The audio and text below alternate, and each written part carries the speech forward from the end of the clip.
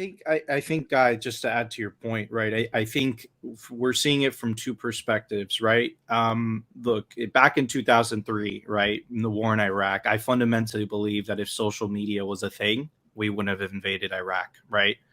So I think Yeah. the internet essentially has enabled, right, people to, fact check or essentially confirm in an instant whether that politician is just, speaking garbage or not. And I think it's catching a lot of people by surprise. And this moment in history, right? There's a very famous saying, right, which is decades, nothing happens, and in a year, decades happen, right? And we're just living through that right now. I think in really the election of Donald Trump set, an event, right? Whether you agree with the guy or not, it just ripped the Band-Aid off. And things have been essentially, in terms of the media, the legacy machine, the establishment, the institutions, they're crumbling before our eyes, right? The legitimacy of them.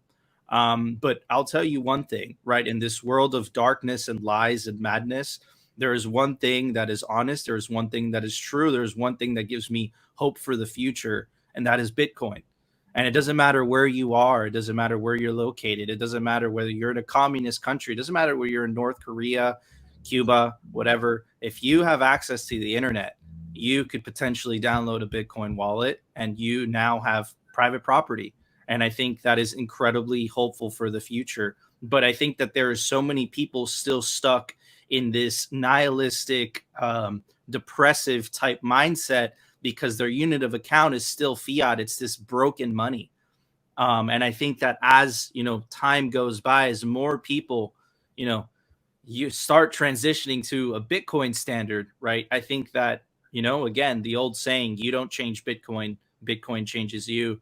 And I'm very hopeful for that future. And, I fight for it. Again, it's not a violent war. It's not, a physical war, but I fight for it every single day. I'm in the trenches, trying to get to that future because I think that it really fix the money, fix the world.